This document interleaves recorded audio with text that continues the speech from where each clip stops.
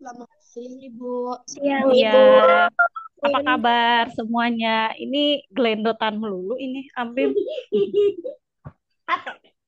Enggak. Nah, udah ya, ini dulu ya, ngajar dulu ya, sebentar ya. Oke, apa kabar semuanya? Sehat? Sehat, Alhamdulillah sehat, baik, Bu. Bu. Iya, Ibu. sehat semuanya ya, Alhamdulillah. Mohon maaf nih teman-teman di tengah-tengah liburan kita harus Zoom lagi, begitu ya. Terakhir ya ini ya, kita terakhir ya, Insya Allah ya. Nanti dilanjutkan sama Bu Citra ya, yang keduanya begitu ya. Nah, baik, sebelum kita mulai perkuliahan, saya akan bahas dulu progres ya, progres tugas gitu ya. Saya nggak share satu persatu karena saya eh, apa namanya? Saya tahu teman-teman bertanggung jawab lah ya, bertanggung jawab atas dirinya sendiri begitu ya. Jadi saya tidak share lagi siapa yang sudah masuk, siapa yang belum gitu ya.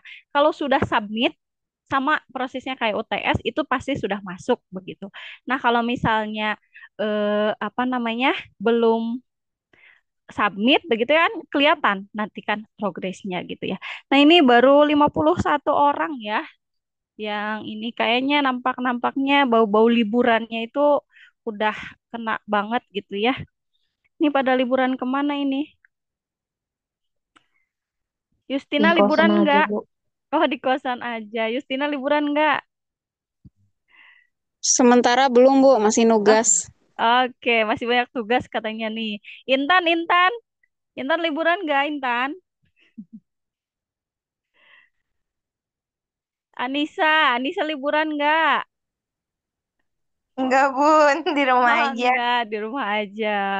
Oke, siapa lagi nih ya? Eh, Amelia liburan enggak? Oke, ada yang bareng-bareng nih banyak. Karena teman-teman, ketika absennya nanti tidak ada, gitu ya, tidak ada di Zoom saat absen, eh, nanti teman-teman coba screenshot aja, terus cek tim IT ya, cek admin.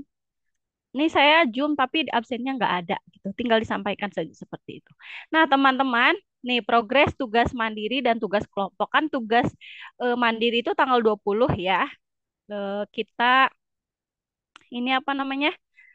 Terakhirnya begitu ya. Nanti kan kelihatan siapa yang telat, siapa yang baru upload gitu. Sekarang juga sebenarnya bisa upload, cuman kan nanti kelihatan progresnya telat begitu ya.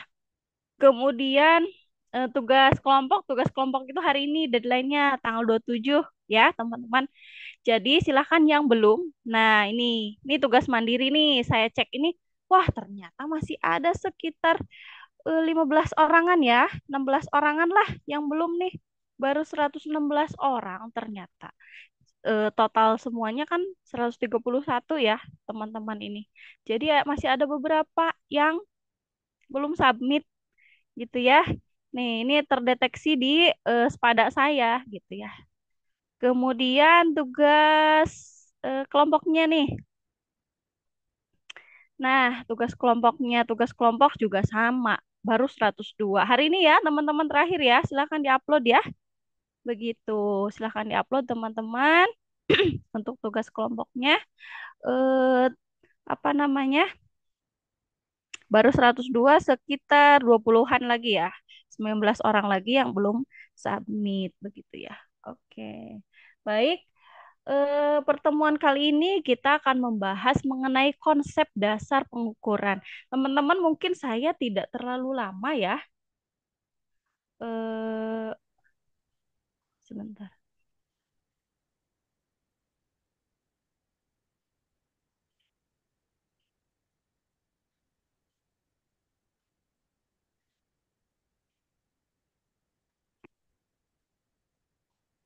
Oke. Kali ini kita akan bahas mengenai konsep dasar pengukuran ya, konsep dasar pengukuran. Pengukuran itu jadi kita mengukur nilai untuk siswa kita gitu ya. Jadi caranya itu seperti apa? Kemarin evaluasi hasil belajar itu kan udah ya pertama ya waktu saya ngecamp gitu kan. Saya makrab dengan teman-teman PG PAUD. Nah, kemarin sudah dibahas juga evaluasi hasil belajar. Hari ini yang keduanya. konsep pengukuran, konsep dasar pengukuran gitu. Nah, teman-teman ini di SPADA tercatat ya, teman-teman. Konsep dasar pengukuran itu apa saja? Ada dasar evaluasinya, kemudian pengukuran dan penilaiannya, dan pentingnya kenapa sih adanya evaluasi hasil belajar gitu ya. Nah, teman-teman nggak mungkin kan memberikan penilaian itu apa namanya hanya asal eh, melihat secara kasat mata gitu ya, nggak mungkin kan gitu. Jadi harus ada dasarnya dulu. Kenapa sih kita menilai hasil ulangan ini gitu ya? Kenapa nilainya seperti ini begitu ya? Oke, kenapa nilainya seperti ini? Kemudian kenapa nilainya lebih kecil atau lebih besar? Karena memang ada dasarnya, gitu ya. Kita sebagai guru atau sebagai ya saya gitu ya, dosen menilai teman-teman itu ada instrumennya. Teman-teman kemarin mengerjakan kuis gitu ya, mengerjakan kuis, mengumpulkan tugas, tugas kelompok, tugas mandiri itu ada rentang ininya, penilaiannya. Penilaiannya untuk nilai 90 apa saja sih yang harus ada? Kemudian nilai 60 apa aja yang ada gitu. Nilai bahkan nilai 10 juga ada. Kemarin saya melihat UTS juga ada yang hanya apa namanya sebagian gitu ya nilainya. Karena memang apa? Mulai dari dia telat gitu ya, dari submit gitu. Berarti kan dia udah nggak tepat waktu, dia nggak konsisten gitu. Itu instrumennya kan.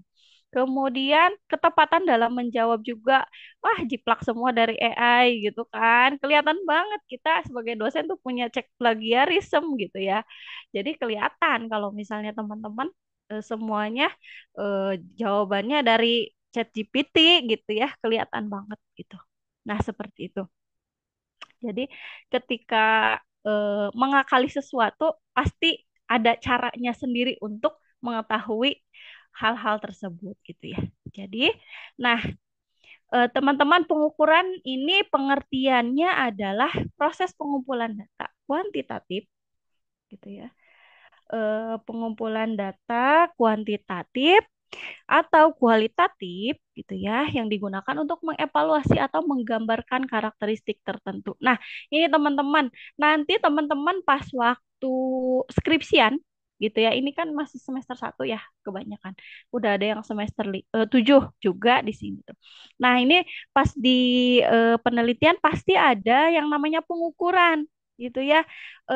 Kemudian nggak akan apa namanya nggak akan asing dengan yang namanya instrumen, kuesioner, lembar observasi gitu ya. Itu ada ininya, ada alatnya, ada instrumennya, jelas penghitungannya tuh seperti apa gitu ya. Jadi teman-teman itu nggak akan asing dengan hal-hal tersebut. Kemudian setelah lulus, beranjak teman-teman menjadi seorang guru. Penilaian itu adalah hal yang bisa teman-teman temukan setiap hari, malah setiap detik gitu ya. Terkadang ini kan teman-teman kebanyakan PGSD dan PG PAUD ya. Nah, kalau PGSD dan PG PAUD itu kebanyakan kan untuk kelas dasar bukan hasil kerja, tapi lebih ke proses gitu ya, proses kenapa siswa bisa mendapatkan hasil seperti ini gitu ya. Nah, jadi dari proses dulu, makanya pengukurannya itu harus jelas, harus setiap hari diberikan penilaiannya gitu. Jadi selang berganti hari gitu akan terlihat perkembangan-perkembangan tersebut. Nah, itu biasa untuk saat ini tertera ya di dalam kurikulum Merdeka. Dalam kurikulum Merdeka itu memang proses yang dinilainya itu proses pembelajaran gitu ya. Nah, alat pengukurnya eh, in- apa namanya instrumen atau metode yang dikumpulkan untuk mengumpulkan data. Ada tes tulis, observasi, kuesioner atau wawancara. Nah, ini alat-alatnya ya. Alat-alatnya. Ambilnya di sana dulu. Kecilin suara. Kecilin suara.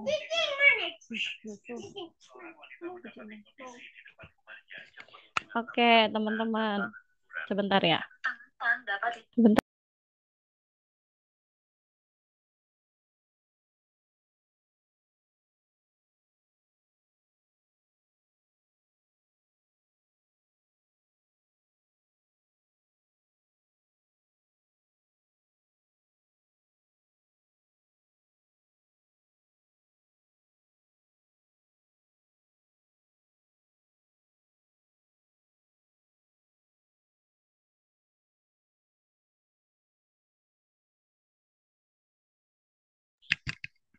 Baik, teman-teman, saya lanjutkan ya.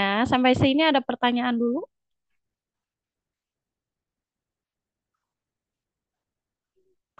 Oke, kalau dirasa cukup,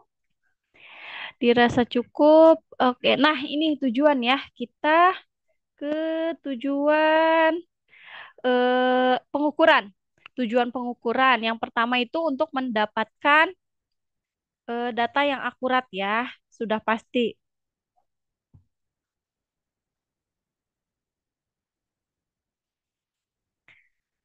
Tujuan pengukuran ini mendapatkan data yang akurat dan dapat dipercaya gitu ya. Jadi sebanyak-banyaknya kita memperoleh data gitu. Misalnya kita akan menentukan ranking nih untuk siswa gitu ya. Nah, tidak hanya nilainya dari ujian akhir semester, namun kita dapatkan dari nilai harian gitu ya, sehari-harinya siswa, kemudian penugasan gitu. Nah, itu juga mendukung ya, mendukung dari hasil akhir gitu ya.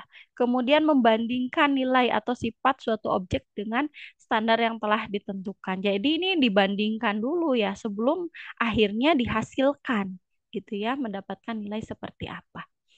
Kemudian ada lagi penunjang penelitian, merancang pengambilan keputusan berdasarkan data kuantitatif gitu ya. Jadi ini ya teman-teman, untuk pengambilan keputusan ini atau apa namanya, eh, untuk sebuah pengukuran tersebut tidak sembarangan kita. Misalnya saya memberikan penilaian kepada kalian karena memang kalian apa namanya, penilaiannya selalu apa namanya, selalu ini terpenuhi begitu ya.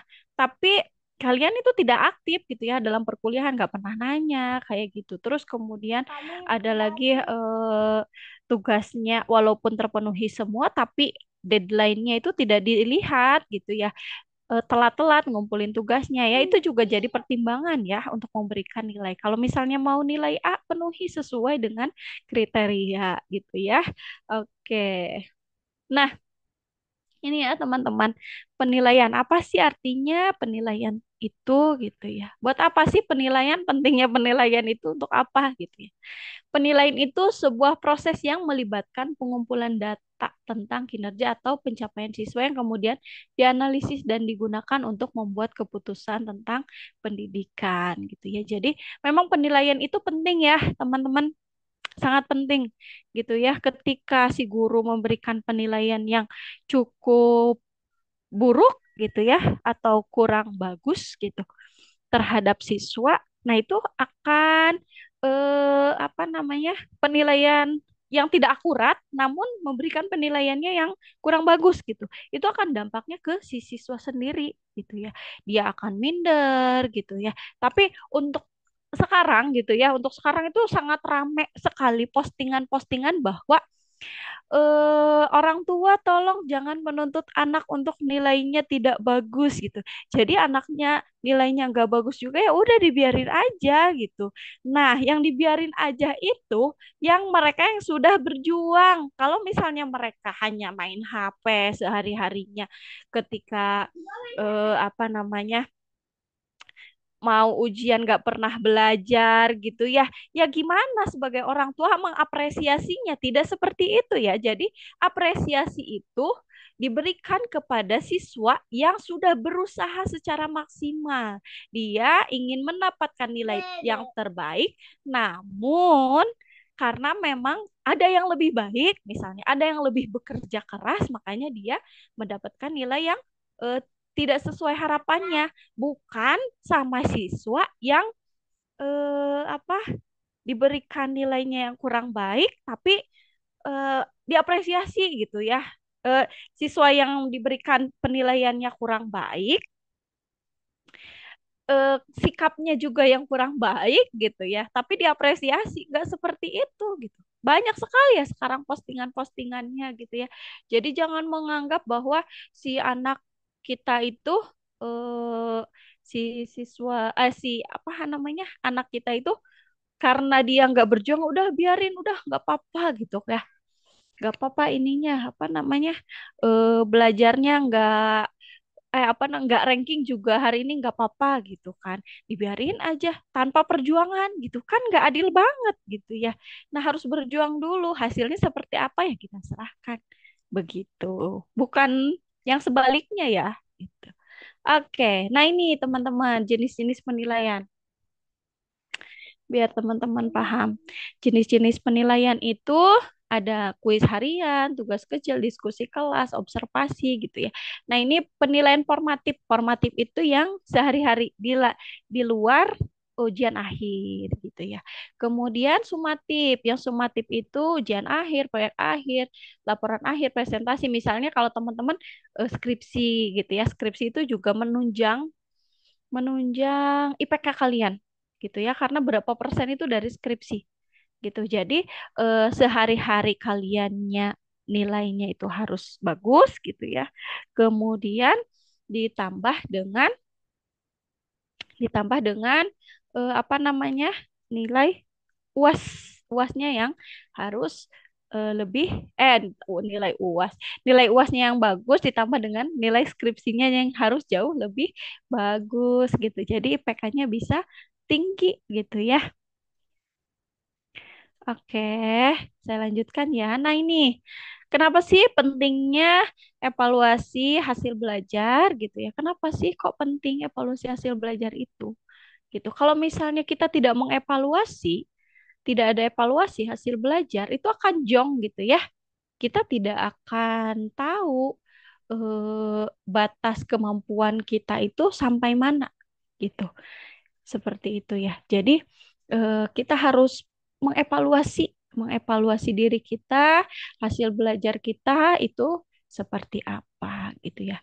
Nah, ini evaluasi hasil belajar itu yang pertama, mengukur pencapaian tujuan pembelajaran. Jadi kalau misalnya teman-teman nih nanti kalau udah ngajar ya, udah ngajar di SD, di PAUD, di SMP, misalnya di SMA, kalian itu nanti akan membuat rancangan pembelajaran atau RPP atau program semester atau apa namanya, program tahunan. Di dalam sehari-harinya itu teman-teman dalam RPP harus ada tujuan pembelajaran.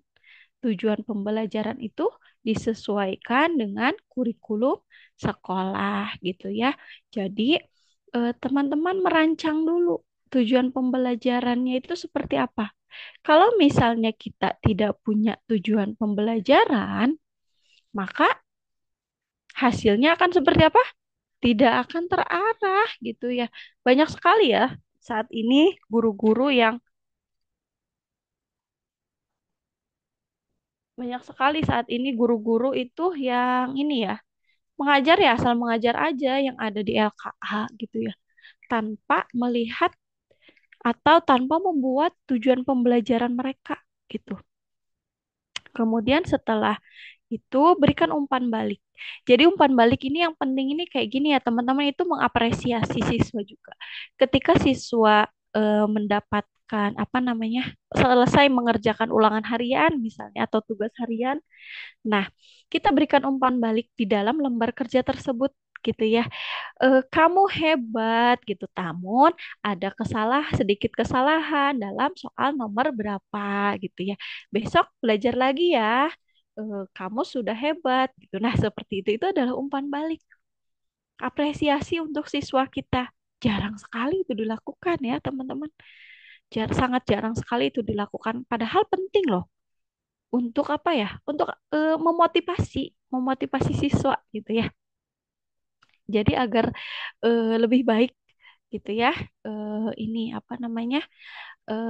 Mempunyai perasaan yang diakui, mempunyai perasaan yang dihargai oleh guru gitu. Itu sangat penting ya kita memberikan umpan balik kepada siswa. Kemudian mengidentifikasi kebutuhan pembelajaran. Nah, sebelum sebelum teman-teman membuat tujuan pembelajaran, teman-teman harus melihat dulu kebutuhannya. Gitu ya, kebutuhan siswa itu apa sih? Teman-teman bisa cari atau teman-teman bisa buat ini instrumen yang apa namanya melihat gaya belajar siswa gitu ya. Teman-teman bisa bikin kuisis dulu pakai AI bisa gitu ya. Pakai kuisis tentukan gaya belajar mereka itu apa gitu ya. Kemudian baru kita bisa membuat tujuan pembelajaran. Kita melihat dulu kebutuhan merekanya apa, kemudian lanjut ke tujuan pembelajaran gitu ya. Nah, pada akhirnya akan mendapatkan kualitas pengajaran. Kualitas pengajarannya yang bagus tentunya ya. Nah, ini kualitas pembelajaran ya. Pada akhirnya, teman-teman akan mendapatkan seperti ini, kualitas pembelajaran yang sesuai. Jadi, jangan sampai kita hanya mengajari tujuan pembelajaran sudah tepat gitu ya. Kemudian tuh kebutuhan pembelajaran sudah dipenuhi, umpan balik sudah dibuat, namun kualitasnya belum belum bagus gitu. Nah, berarti apa yang belum gitu ya. Kita harus refleksi diri. Kalau misalnya teman-teman sudah jadi guru, biasanya ada PTK, penilaian tindakan kelas. Jadi PTK ini untuk menilai kinerja diri sendiri, gitu ya, melihat kinerja kita yang belum sesuai itu apa. Kemudian, nah kita membantu dalam pengambilan keputusan, membantu siswa ya mengambil keputusan dalam melakukan sesuatu gitu ya, membantu siswa dalam pencarian masalah gitu ya. Kemudian meningkatkan akuntabilitas. Kemudian pembelajaran yang berkelanjutan. Nah, ini bersifatnya kontinu ya, jangan stuck di tempat gitu. Misalnya kita hari ini akan mengajari eh, apa namanya percobaan akan mempelajari tentang proses tumbuhan gitu ya. Nah, setelah kita misalnya kita tuh menanam tumbuhan. Nah, setelah keluar ininya apa namanya daun atau dari biji-bijian tersebut itu sudah mau tumbuh gitu. Nah, kita biarkan saja gitu. Itu dibiarkan jadi tidak ada berkelanjutan. Nah, kalau bagusnya kan kita membuat ini apa namanya berkelanjutannya misalnya kita mau nanam eh, stroberi gitu ya kita tumbuhkan menjadi dia berdaun gitu ya berbuah gitu sampai si siswa tersebut mendapatkan hasilnya buahnya tersebut itu dinikmati oleh siswa gitu ya kemudian memberi motivasi ya kepada siswa nah salah satunya dengan memberikan umpan balik gitu ini bisa memotivasi siswa gitu ya salah satunya dengan memberikan umpan balik itu ketika kita tidak bisa memberikan reward gitu ya reward kita hanya secara verbal kita belikan tulisan-tulisan kita untuk siswa itu akan bagus sekali gitu ya silahkan teman-teman diterapkan ketika nanti teman-teman mulai mengajar gitu nah itu saja penjelasan dari saya mangga jika ada yang ditanyakan silahkan. Silahkan, ada yang mau nanya? Bu, izin bertanya. Iya, Rani, silahkan. Perkenalkan Ibu, saya Rani Rolina dari PT IKA 5A. Iya, Eh, silahkan. Pertanyaannya, kan tadi udah disebutkan ya sama Ibu, ketika ada penilaian itu dari guru diberikan kembali umpan balik. Nah, Mm, akan tetapi meskipun di sekolah sudah memberikan umpan balik, yang menjadi masalah itu di rumahnya Ibu. Jadi mm. tidak ada dukungan yang lebih dari orang tua. Untuk permasalahan hal tersebut, apakah ada suatu eh, pemecahan masalahnya Ibu? Karena mungkin di beberapa kasus ataupun di beberapa anak juga terdapat hal yang demikian. Mereka di sekolah mendapatkan apresiasi yang baik, akan tetapi ketika pulang sekolah orang tuanya itu kurang baik Ibu, tidak mengapresiasi lah ataupun mengabaikannya Ibu. Terima kasih. Iya, iya baik Rani, bagus sekali ya pertanyaannya. Ini adalah kasus yang sering sekali kita temukan gitu ya. Jadi apresiasi atau dukungan dari orang tua yang kurang gitu ya. Nah, banyak sekali ini terjadi. Nah, jadi begini ya, teman-teman. Salah satu caranya ini salah satu alternatif gitu ya. Yang pertama, kita harus ada kerjasama dengan orang tua. Jadi, kolaborasi antara guru dan orang tua itu sangat penting. Tujuannya untuk apa? Untuk adanya timbal balik gitu ya dari orang tua ke kita. Pertama, kita harus sering rapat orang tua gitu ya, minimal dalam 1 tahun itu 2-3 kali rapat lah gitu ya. Kemudian dibentuk POMG, Persatuan Orang Tua Murid dan Guru. Ini sangat penting adanya POMG gitu ya. Jadi harus ada perkumpulan orang tua gitu ya. Nah, kemudian setelah itu kita libatkan orang tuanya. Misalnya mau ngadain parenting nih gitu ya buat orang tua. Narasumbernya dari luar, pesertanya itu dari orang tua. Menjelaskan tentang memberikan motivasi kepada siswa itu sangat penting. Berarti kan itu singgungan kan untuk orang tua. Gitu ya, itu salah satu caranya. Kemudian eh, apa namanya? Memberikan apa ya? Komunikasi yang sering antara guru kelas dengan orang tua. Jadi si perkembangan anak itu sering dikomunikasikan. Walaupun kan gini ya, banyak orang tua yang sangat sibuk gitu ya, sangat sibuk. Mereka itu jadi tidak terlalu menghiraukan perkembangan anaknya. Tapi ketika kita konsisten melaporkan gitu ya, terus senantiasa melaporkan kepada orang tua tentang perkembangan anak ini, maka orang tua juga akan respon gitu. Namun ketika kita sudah melakukan hal-hal tersebut dan orang tua masih belum respon juga, berarti sudah tugas kita selesai gitu. Karena memang kita sudah melakukan kewajiban-kewajiban kita sebagai guru. Kita melakukan parenting, kita adakan POMG, kita dekati orang tua, kita libatkan orang tua dalam kegiatan siswa, gitu ya. Kemudian kita komunikasi aktif dengan orang tua. Nah, ketika respon dari orang tua stuck gitu ya, tidak ada respon sama sekali berarti sudah gitu ya. Yang penting kita sudah melakukan kewajiban kita. Begitu. Seperti itu ya, Rani ya. Baik, Ibu. Terima kasih. Iya, sama-sama. Oke, ada lagi yang ditanyakan teman-teman?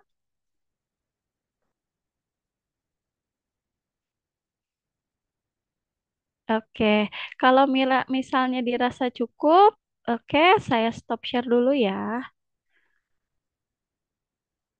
Oke, baik teman-teman. Nah, alhamdulillah ya. Kalau misalnya dirasa cukup, ini pertemuan terakhir kita ya, pertemuan terakhir kita. Nanti akan dilanjutkan oleh Bu Citra ya, teman-teman.